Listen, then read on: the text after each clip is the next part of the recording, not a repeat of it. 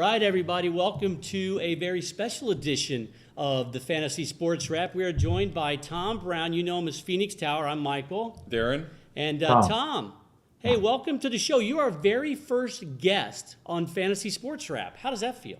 I don't know if it's auspicious or not. I think it probably is. You're leading the league. What's going on with that? The rookie is leading everybody. It's kind of, it's one of those awesome things that will probably not hold for. I'm surprised it held through week 3 already. So. Now, if you're watching this, we've known Tom forever, for a long time. Tom introduced me to radio, so he's the guy Michael that... was the very first person I met in Arizona, actually, in April of 1987. Yeah, and so Tom got me into radio. We've stayed close the whole time. When Deron and I were talking about doing this, we were looking at people to add to the team. And this is amazing. Tom, I don't know if you know this, you were actually the last person added to the league, and you're leading the league. Yeah, well, who's to say for how great a draft I had and all the analytics that I've been able to put forth. Actually, my last pickup was Addison, the guy that got called up by the Cubs. Yeah, Addison Russell. Yeah, Addison Russell. Yeah, that's the name. Actually, he doesn't even know who his pickup is. I love it. They had a really cool picture on ESPN, with him all stretched out trying to catch the ball. I thought, oh, that guy might be good. So that's how he's picking his team. That's how you did it, huh? Yeah. That's fantastic. Well, hey, tell Chris everybody. Bryant, that rookie guy. I think for the Cubs as well. You're kind of loading up on Cubs, aren't you? Are you a Cub fan? Not really. No. Okay. I'm a Diamondbacks fan. In fact, I drafted Chase Anderson up front because I met him and Albert Pujols and Kurt Warner right before the season started. Uh-huh. I mean, I figure that's probably good reasons to draft people, right? Because Hey, it's working. It's working for you. If it ain't broke, don't fix it. Tom, now, tell everybody. What is this all caps text reply I got? I offered a trade. You obviously are suffering, Michael, from a lack of wins with pitchers and stuff. I sent I thought a pretty good trade proposal, and you send back all caps. No way. What's up with that? Well, I forget what was the trade. It was a bad. What a Michael Brantley. I have no idea. I just picked one. I need a reliever because I'm not doing well with saves, and you obviously need starting pitching. So Tom, have you been paying attention to these broadcasts at all? I hate starting pitchers. I hate them, and I love Michael Brantley. And you asked me to trade Michael Brantley for a starting pitcher. Well, here's the thing. Here's the thing too. You specifically, you specifically. You're going after, what is it, saves and whip? ERA and whip, ERA. Yeah. How many of those did you win against me? I won one. Yeah. 1 for 3. That's a pretty good batting average. Sure. I am the last in batting average in the league. In fact. You are. That's right. I don't think I'm in the top 3 in any category.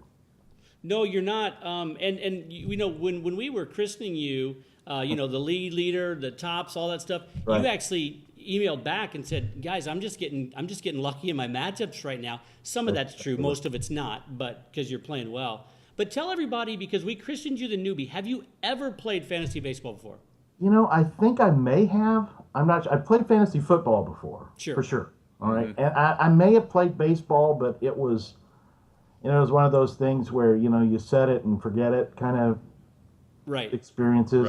Right. I'm embarrassed to say how often I check my the app on the phone. I mean, I'm really embarrassed. I don't have any idea what I'm looking at, other than I'm winning 7-3. This is making me feel so good. Yeah, and the rest of the league too, I'm sure. Yeah. Well, and great. what's really funny to you guys, what was it? Episode 4, you were talking about how you could go online to the local newspaper of the team. Right. I'm like, really? What are you talking about? I mean, let me ask you this. Yeah. Did you know that this week when we're playing, that Saturday you lost like half your team because the Cubs got rained out? Yeah, and it's like I thought, oh wow, let's see. I think the quote that I used to comment was that my buzzsaw hit a nail. Yes, you did. Very witty. I think I'm going to lose some more teeth. But it turned out 7-3. Michael, sorry, not really, but. You know what? You shouldn't be sorry. The goal is to win. It would have been 8-2 unless A-Rod came up and got those 2 RBI. Yeah. At the last game of the week. But how are you enjoying it, Tom? I mean, like you said, you haven't played really for a long time for sure, but how you doing? I love it, and it's interesting that you guys have so much skill at dissecting all of this information. Yet, if you go on and if you were to hit the playoff standings right now, you two would be playing each other for the consolation prize. You realize that if it's So you have been on the app recently. I'm on it all the time. I just don't have any idea what they're telling me. It's like, well, you know what the playoff standings are. I do. Well, that's the ultimate goal, right? I'm only leading in one category, and that's the win-loss column. That's it. It's the only one that matters. Yeah. That's the only one that matters. So, you guys have any other sage advice for me? Is there any trades out there that I might, propose that you would be open for? I would say don't have 4 guys on the same team on your roster, because if you miss a game, it could cost you a week. But it didn't matter. So do what you've been doing. Don't listen to us it wasn't so much that I purposely had them from the same team. It just kind of worked out. And now I will say that I have gotten stuck twice on the early start times for a game. Yeah, I got stuck. I log in at like 9 in the morning. And it's like, what? Locked? What are you talking about? Yeah. So, West Coast bias, I guess. Is that what it is? Yeah, typically you're going to be looking at the earliest start you're going to see it from our time standpoint our time zone is a 9:30 start, especially on the weekends if you've got, or maybe on getaway days like on Monday or Thursday when they have those early starts, so those teams can travel. Today it's at I think around 3:10 or something like that because that's 6 o'clock East Coast time. So. I'd say on Monday and Thursday, be careful. On the weekends, you're always going to get early starts. Yeah, you're going to look around 10 o'clock is for the first game. But you don't need to get advice from us, man. You're killing it. It's just devastating when I turn it on and they're locked and I can't make my minute adjustments to the roster. What advice would you have, Tom? Because you're leading the league. What advice? You have this platform. Yeah, what tell advice us. would you have Tell us what we should be doing. Or for anybody else in the league. Have fewer cameras in the studio. A camera adds 10 pounds. I've got 7 for this, and it's really it's brutal. Hey, I've been following. You've been getting in shape, man. Doing like runs and stuff. Well, yeah. It's funny. I can do a marathon, half marathon. Done a lot doing the Ragnar relay. It was 203 miles, whatever. With a team, but I don't look that much different. And it's one of those things where I get up on stage and I say, okay, here's your 2 options. I'm either a marathon runner or a sumo wrestler. You pick. What do you think most people pick? It's not marathon runner. All right, your advice to the rest of the league, because you are winning. Now, having said this is going up in the middle of the week, and you're playing Toronto Mounties, so it's a battle for first place in the West Division. What's your advice?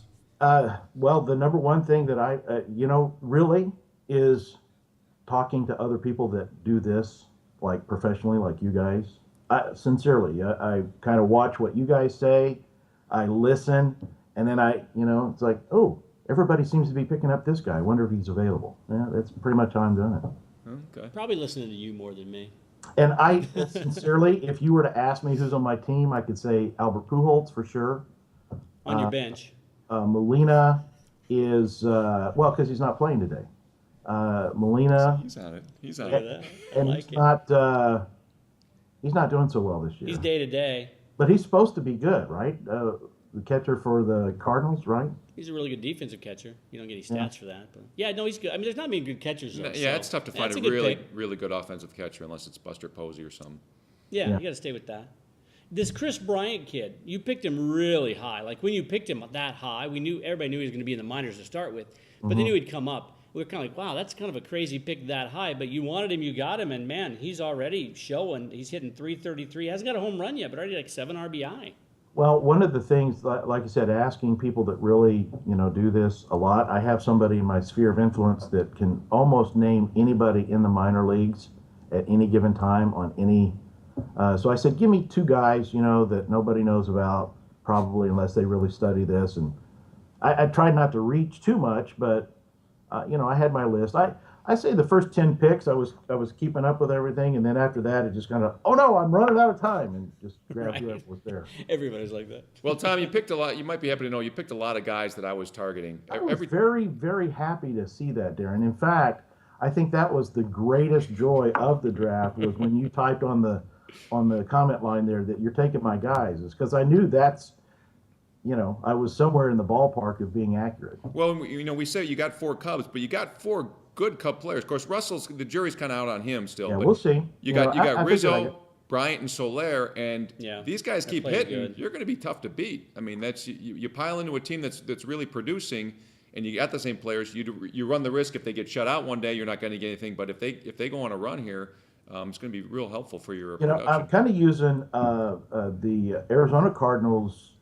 football team as a model for. I try to, on Monday morning, churn my lowest ranked player. Just find somebody else. Who knows? I might get somebody that's hot.